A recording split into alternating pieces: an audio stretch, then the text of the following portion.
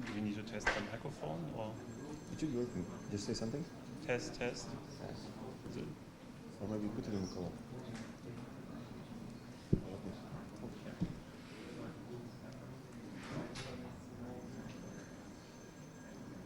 No. Test. Welcome on the last talk given by Maas. It will be about security threats on conferences. Yeah, thank you very much for the nice introduction and welcome to my presentation. I'm very excited to be able to talk to you here, and I also have to thank Tengu or Pierre. He encouraged me to talk to you here. So I want to start with a little background information for me. I'm from Germany, Aachen. Here's a picture taken last year when we celebrated the death of Charles the Great, who is now dead for 1200 years. And Aachen was its favorite city. So just to, you know where I come from, and there I'm working at a company as penetration tester. This means that I'm testing security systems for our customers regularly, more or less every day.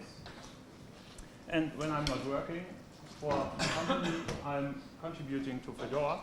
I started about 10 years ago as a packager, then also sent patches to many projects that we are using at Fedora, at the Fedora project.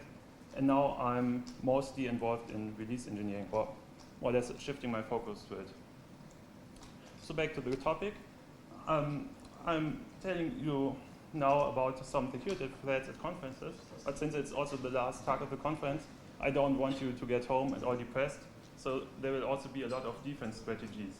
And if possible, I will show you what we in the Fedora project do to protect you as our users.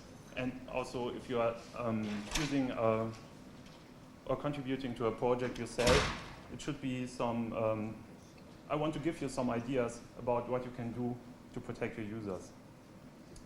There's actually one threat I'm currently at, and that is because I'm using this presenter, because this is nothing less than a keyboard, but it's not really well protected. So here you see, for example, an Arduino board with an RF transmitter, which can be used to send arbitrary commands. like for example this one, to delete all files. But I hope you don't do it, but enjoy my talk. But this is not the main problem that I want to focus on. It's more about wireless access, which is also a problem at other places, not only at conferences. And so I want to start with an initial question. So who knows that he isn't accessing this access point right now? Okay, and who from you is using the wireless? Could you please turn off your microphone there? Okay. It's probably on mute. I don't know. Yeah. Try that. Test? Oh, okay, yeah, this sounds better. So, yeah, didn't seem to be so many people who are sure about it. And this is actually the main problem. You don't know who is controlling the access point when you're using wireless network. And there are several possibilities about what might happen if you do this. For example, here at the conference, we have two networks available. One of them is the EduRoam network, which is a network shared by a lot of universities. And while you might not actually see everything, the important part here is that there is not so many green visible, because this shows about in which situations can you use it securely. And for example, we have a problem here, especially with Android, which doesn't really allow to use it securely, or also Linux has a lot of blue entries, which should say that it might be possible to use it securely. But when I looked into it, it didn't really seem like it's really working that securely at all. So this is also a problem I just want to highlight, and it's actually in general a problem if you use WPA Enterprise, because the support isn't that great to do it securely. But my focus is, again, a little bit different. I want to focus on man-in-the-middle attacks. I don't know if you already know about them. I will introduce an attack later, which might be already known to you if you're really into security. So I'm more hoping to raise the awareness for the people who don't know that many details. So one typical approach to protect against man-in-the-middle attacks, which you can do as a user, is to use a secure tunnel or a secure VPN to avoid the dangerous ways that are out there. So if you do this, it might still be a problem because it is rather complex to do it right. For example, at more and more conferences, we use IPv6 networks or provide IPv6 access, and it might be that your VPN doesn't really support it. So if you think you're using all traffic securely to your virtual private network, it might actually be not the case. Also, you need to really make sure that, for example, you also use proper DNS.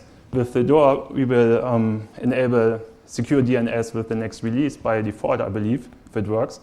But if you cannot really trust your DNS, the domain name system, it might be that you're still accessing the wrong systems. For example, the system that that an attacker provides. So additionally to a VPN, you also need a proper firewall, which really makes sure that there's no traffic that goes through the unsecured connection. And this is why there's also, I want to introduce you into another concept, which you might already know, which is using a SOX server, a SOX proxy server, something where you can tunnel your connections with TCP or UDP through a secure passage, or not passage, a secure system. And if you don't know what you can use as a SOX server, you probably have one because you can just use SSH. In this example, with the parameter -d 1080, a local SOX server is created, and every traffic that is sent through it will be tunneled via SSH to the SSH server and then submitted from there.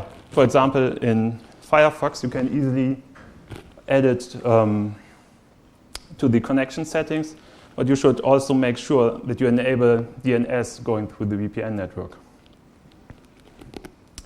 And if you have an application that doesn't support SOCKS proxying natively, there are, for example, 2 tools in Fedora, Proxy Chains or tsocks. You don't need both, only one of them, which you can use to make about any application use SOCKS securely. But this still leaves a lot of problems, because what will you do if your SOCKS server or VPN server is unavailable? Yeah, really? I don't think that many people will really not use the internet if they really want to. So if you're here at the conference and want to get your stuff done, you just don't do anything. And also, it's actually shifting the problem from the service provider to the user. So what do you want to do with the users who don't have a VPN set up in their system? Or what the second problem is that you're also shifting the problem to your VPN endpoint. So for example, the connection from the VPN system to the to the service you want to access is still not secured with this method. For example, you might know this page if you use the wireless network here. And at this point, I'm pretty sure that you're not using a VPN or a SOCKS proxy because you can't access it yet. And still, it's possible to do an attack here. So are there any guesses? This is a hint. What might happen? You get a t-shirt if you answer. Yeah, you can get it later. This is exactly the problem. If this is the source code of the login page, and if I add as an attacker, which is possible if I control the access point you are using, this line of code, it will make your browser try to load an image from the developer conference 2015.scat.org. And if you're authenticated to the system, it will send you a cookie with it. And then your cookie is gone. Yeah, and this cookie is actually something that I can use to access the web page with your permissions. So if you're, for example, a speaker like me, I could change your description at the profile, which you might not really want. So what you have to do is to ensure that the cookie is secure. For those who don't know it, it's quite funny that you just have to add secure to it. But this is actually a live problem, because when I prepared my slides, I wanted to look at the Fedora Project services with I remember to be secure, but then there was a problem in many new applications because the framework that we're using didn't set the cookies securely by default. And yeah, many might be using exactly this. This has been fixed since. Yeah. Just to say. Yeah, I just committed the patches on everything. But this is exactly a problem. If you're, for example, attending a workshop here where you need to use the Fedora services for this, it might be that someone else can use your account to do whatever is possible in the web application. But why does the service for the scheduling not do the things right? Can anyone spot what's wrong here? It's really simple. So, and I have more t-shirts. Why? Pardon? No HTTPS. Exactly. So, and who of you noticed it before this talk? So you probably, yeah, at least. So you get also t-shirt. This is exactly the problem. So if you're using it, you might even not notice that you're using it insecurely as a user. And I'm not sure how many of you have a security background or not, but it can happen to anyone. It even happened to me if I used a web page and it was initially secure, and then I got redirected, and at some point it wasn't anymore. So it's really a problem. And the reason for this, why it's happening here, is because they allow to integrate the scheduling service to the official DEFCON web page. And unfortunately, it cannot be used securely out of the box because there's not a valid SSL certificate. So if you care about your users, please make sure that you use a certificate that the users can actually validate, which is something we're using at the Fedora project quite a lot. And I know many people say, oh, it's quite expensive to do it. But if you really look for certificates, you see you either get some for free or it's up to 10 euro or dollars per year per certificate. So it's not that expensive to do it. Even if you say the certificate authorities aren't doing a proper job, it's not that much money that you're giving them, and even for the services that they're doing, it might even be worth it.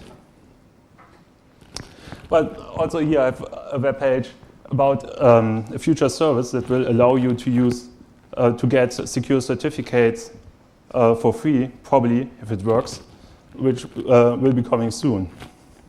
It's also something which could be a topic of a whole different talk, is to properly configure your TLS server or HTTPS server. This is something I won't get into details, but you also should look into it if you want to protect your users. So as a penetration tester, when I have a final presentation after a penetration test, we usually show how we attacked our customer so that he understands what's happening. At this point, I didn't really attack you, and this access point is also not really working. It was just to make you aware of the problem. But there's a tool which can, for example, be used, which is in the Fedora project, and which also allows to attack users if you are, for example, only redirecting your users from plain HTTP to HTTPS. So if you, for example, want to make sure that your users use your website securely or log in securely, it might be not enough to just redirect them, because this tool can make sure that even if your server redirects users to the HTTPS page, since everything is going through this tool, the user might not actually get this redirect. So you might still use plain HTTP, and as you showed me, it might not be, there are not that many users who actually look at the URL bar and ensure that they are always using HTTPS to log into web pages. I will show you as with the Fedora page as an example what might happen if you don't use it securely, or how it looks when you don't use it securely, and actually what will happen here, because we have different security protection in place. So probably, what do you think will happen if I enter this address at this point? Nice kitties. Yeah, but now I'm at the technical detail. Pen? You're redirected to HTTPS? Yeah, so you think the browser will use plain HTTP to access it? Yeah. Okay. There's a reminder that if the browser reminds that you visited this before and that it's a HTTPS only, the browser might be able to just directly. Okay, yeah, it's more or less what might be. At this point, it's actually a little bit more secure for this URL, but what you described is exactly this. At this point, I used a command line browser because Firefox would actually behave a little different at this point. And we see this is actually the redirect that you usually use to make sure that people are using HTTPS. But this is also what's possible to attack with the tool that I presented earlier. So what happens when this redirection is followed? At fedorapeople.org, we sent an additional header, which is called strict transport security. And this tells the browser, like Pierre said, that he should access the web page only via HTTPS for a certain amount of time. At this point, it's half a year. Also, there's an option called include subdomain. It makes sure that it also affects all subdomains from this point. For example, we have our fast username.fedorapeople.org available to directly access the contents of each user. It only works if someone is willing to have a persistent profile for his browser. Yeah, this would be correct if there isn't even something more done, which is this preload tag, which I'm showing. So the remark was that the browser needs to remind us the first time. And But that header can be also stripped. pen? That header can be removed if there is a man-in-the-middle. Okay, so the remark was that the header might be removed. At this point, the header is only sent when I'm accessing the service via HTTPS, as you can see. And then at this point, it's not possible to remove the header if you validate the certificate. But if the redirection was intercepted, Yes, that's right. Will show you. This is exactly the problem. What's here? Yeah, I should have said that. So thank you very much. You will also get a T-shirt. I hope I have enough. And this is why there is this additional header preload, which is not directly used by the browser, but it's possible to submit the web page or the domain to a Google service, and then this service or someone will check whether this header is properly set. There are some requirements, for example, that it needs to be set for a large amount of time. And the preload value is just there to make sure that's actually wanted by the site provider to enable this. Because once you get to this point, it's also very hard to go back to not using HTTPS or not providing HTTPS. And then if you submit it, it will be reviewed. And after a while, it will be included directly in the browser in a list, in a so-called preload list, and the browser will always try to connect via HTTPS to the respective service. So, for example, if you look at the example I've shown you earlier, when I enter fedorapeople.org, you can try it yourself. You will directly connect via HTTPS to the service, and there won't be any HTTP connection, as long as your browser supports it, of course. So this is the support for strict transport security in general. I'm not quite sure which browsers all use the preload list, because not every browser is open source and you can look at them.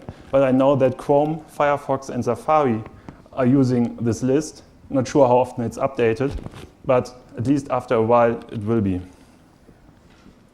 So until now, I talked a lot about HTTP and HTTPS, but there are also other services that you're usually using at a conference which, that might not be secure. For example, a Git is probably the most commonly used source code access command, and it has a native protocol which also doesn't use any encryption. So if you use this command to clone a repository as an attacker in the middle, I can just give you any code I want, because I can just set up my own repository. I can even clone the repository that you are intended to access, add a commit, rebase it, so you won't see it if you look at the commit history, and then you will just get my code. And it's also possible that you do it at home, and then later, excuse me, I was confused. So what you need to do better here is to use a secure transport method. For example, HTTPS, if you just want to provide anonymous secure access. But it's actually at this point, if you're providing the service to your users, it's also important that you just not have this enabled, but that you also clearly communicate to your users that these are the methods that you want to use. For example, at Fedora, we have fedorahosted.org, where we provide repositories for other users. And there, by default, we only show you that you can use SSH or HTTPS, depending on whether you need to be able to push code or not. is it possible to use HTTP version? Or is you not allowed or something like that? I don't. It would be forbidden on server to access HTTP version of the repo. Actually, maybe we can discuss it afterwards. I don't quite understand the question. I'm sorry. Like, you don't only show those two, but those are actually only two provided, like really working. Yeah, of course. You should also not provide the Git native protocol to make sure that nobody is using it. Or especially if you're migrating from, so if you've done it in the past, you should disable it to make sure that everybody is notified more or less that it doesn't work anymore. Because even if you think about it and maybe think at home, I'm safe, nothing can happen, I use the insecure protocol, you won't do a new, nobody will actually update their repository configuration to ensure that at the conference you're using the right protocol. So yeah, it's a good remark. Thank you. And I don't know if I have a t-shirt left or if I only said you get one. I really forgot. I'm sorry. But yeah, that's right. So at this point, we also shift to SSH. I want to introduce you to an error that you've probably seen a lot. If you're for the first time using a new project and you want to get the source code, you might see this message. This again means that you can't access, that you don't know, are you really connecting to the right service or not? So it might be that you're connecting to the service from the attacker, even though it's SSH. So there are also two possibilities. If you're using password at this point, then the attacker would get your SSH password. I hope that not so many people use password with SSH, so it's not that big a problem. And when you're using a key, it might be okay if you only want to get code and you have a way to verify that the code that you're getting is the right one, which might not be the problem. But for example, SSH is also used to manage systems, for example, with Ansible. And there was this problem that it also didn't verify the SSH keys. And then you might be sending your passwords that you want to use to configure the service to an insecure system, to the attacker, for example. So at the Fedora project, we have a web page where you can download all the public SSH keys that are used by our servers, and you can access them via HTTPS, so it's at least secured via the certificate authority that we're using. And for example, I store them just in the system SSH directory, and then whenever I connect to any Fedora server the first time, it will just work out of the box. So this is also something that you should keep in mind if you're providing SSH access to any users. Please give them a way to verify or get securely access to the SSH host keys. Isn't this file another possible vector address? This file might be modified and then someone downloads it and just layer, but not really secure layer. For example, is there some signature of this file signed by GPG? Currently not. It's only relies on the HTTPS. Yeah, probably you could sign it, but then there's still the question who will really validate it. It should be probably packaged and put with the Fedora developer packages. Yeah, okay, so the suggestion was to package it. I believe Patrick might just answer it, or? We serve our SSH fingerprints as fingerprint records, which are signed with DNSSEC.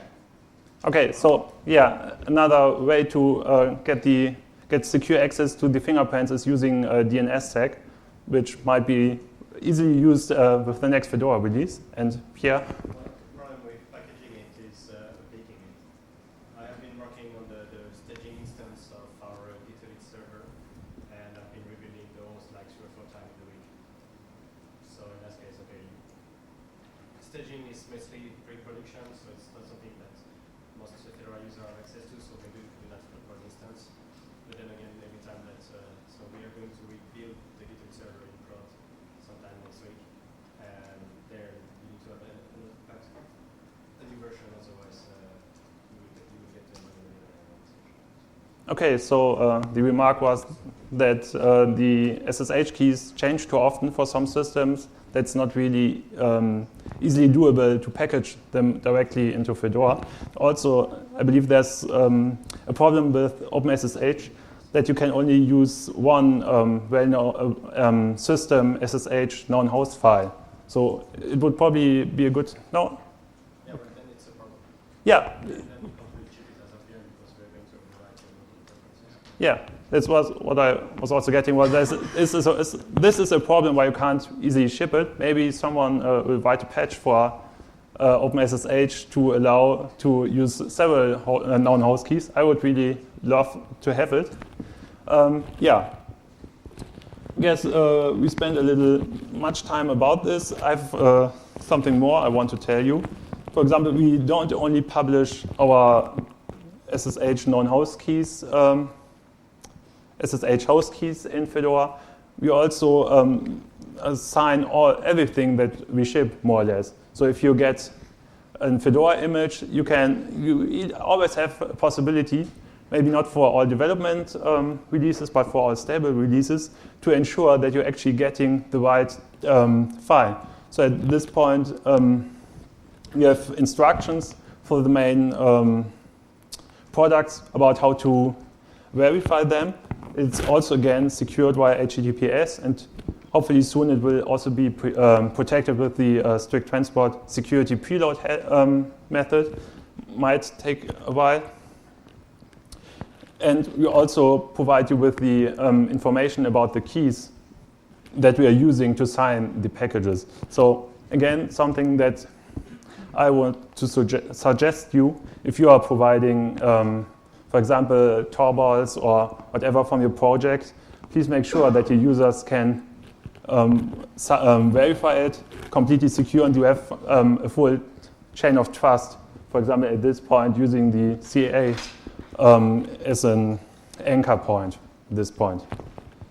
And here it is especially sure because I saw it a lot that you provide the full GPG fingerprint to your users. This is what we're seeing here, the fingerprint, because many projects just publish their key ID, but the key ID can easily be faked, which is something some security researchers did in the last year, and they basically generated a cloned key for every key that's available on key servers, and they also added all the signatures to the keys. So if you access this web page, look at the key servers, they also look very similar to the actual keys that you can find on any other public key server.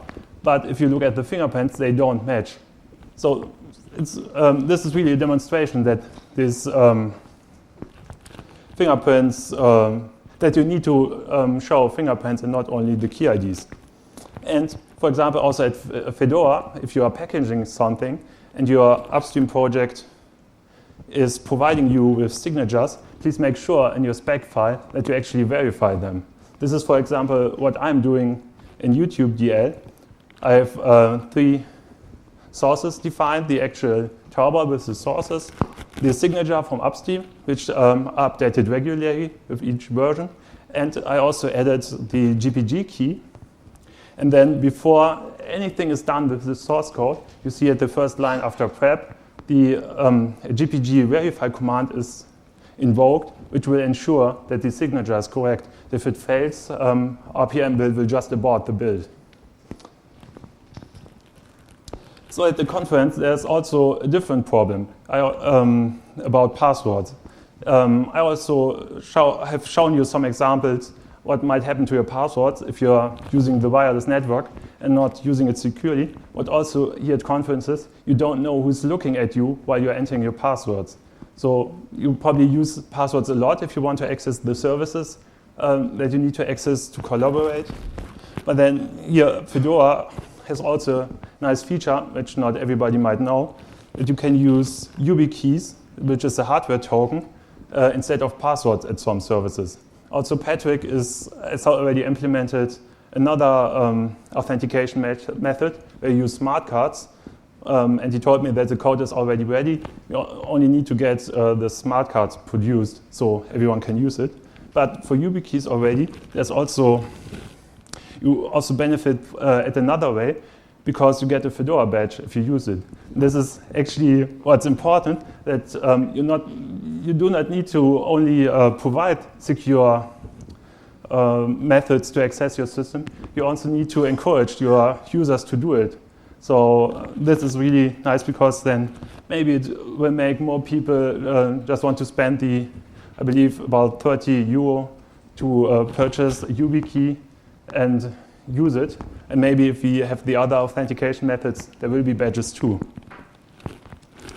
And if you are providing a service or want to use a service and don't know which one you want to use, if you want to use it securely, there's a nice overview about which services already provide which kind of secure authentication.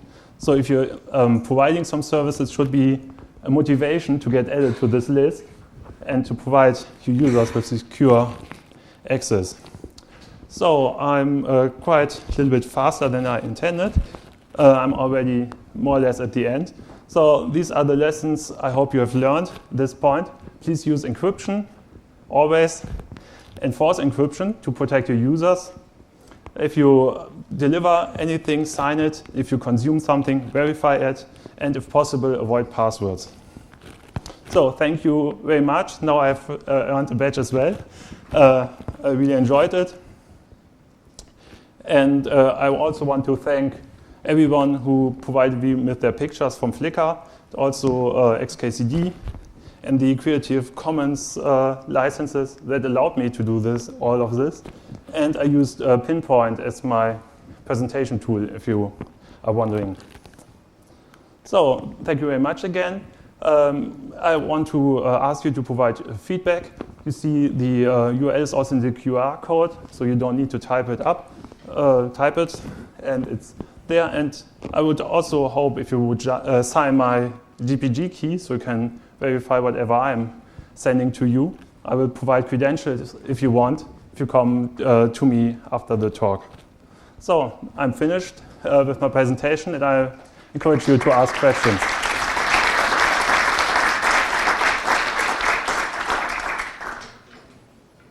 So, any questions? I would say I would give t-shirts, but I believe I already promised them all.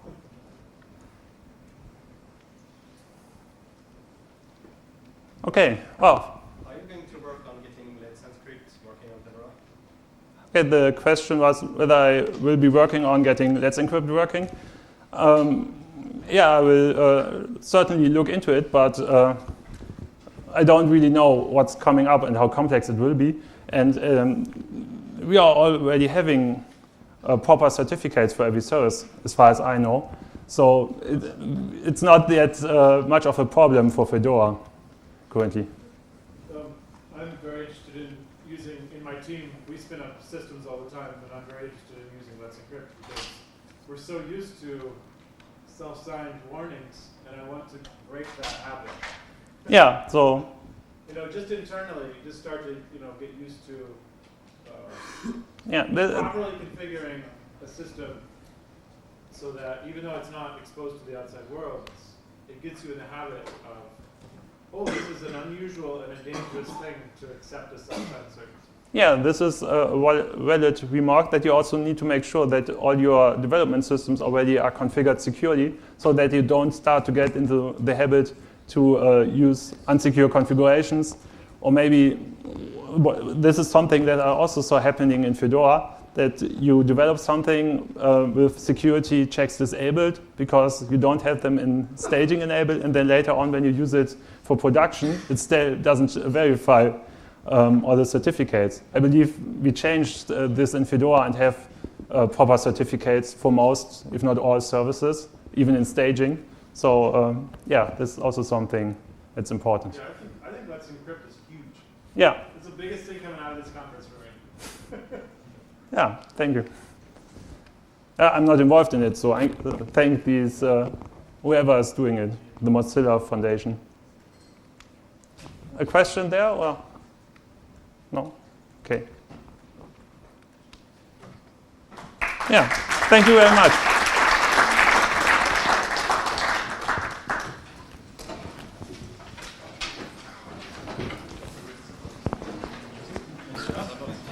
Thank you. You know, you may not be involved in Let's Encrypt, but you pointed out why. Yeah. Because everyone just, they don't Thank you. care, you know? Yeah. They don't know why. They just, Yeah. So I have 5. I believe most of them are XL. Is it? Large. It's not a large.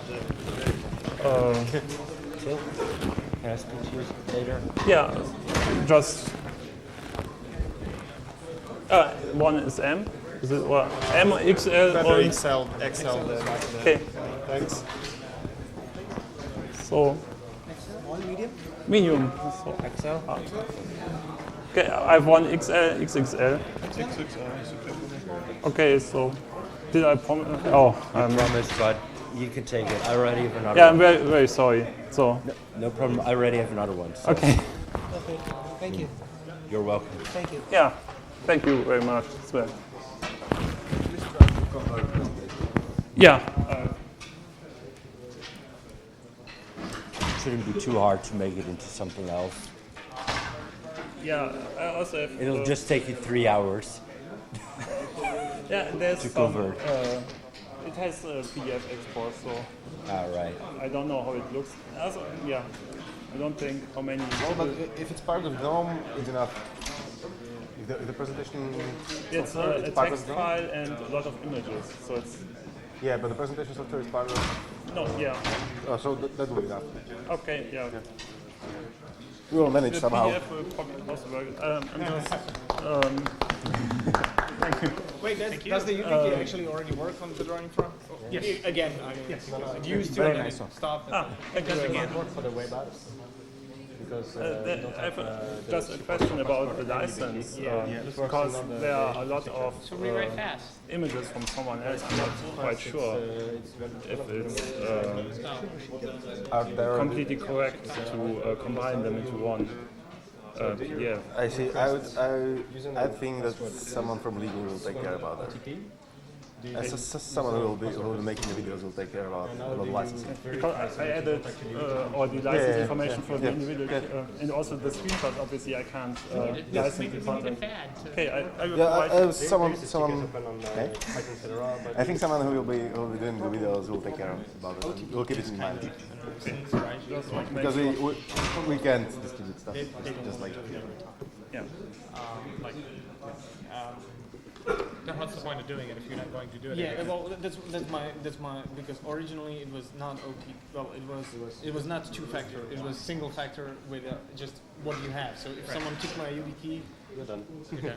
Yeah. You're in. Wasn't I?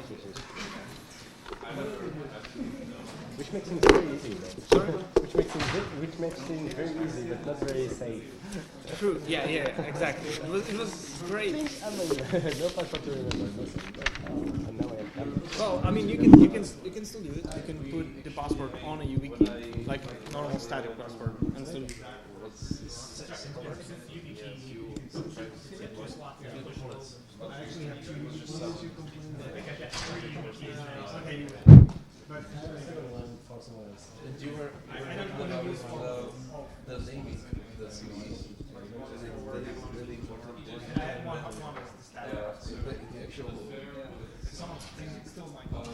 Ja,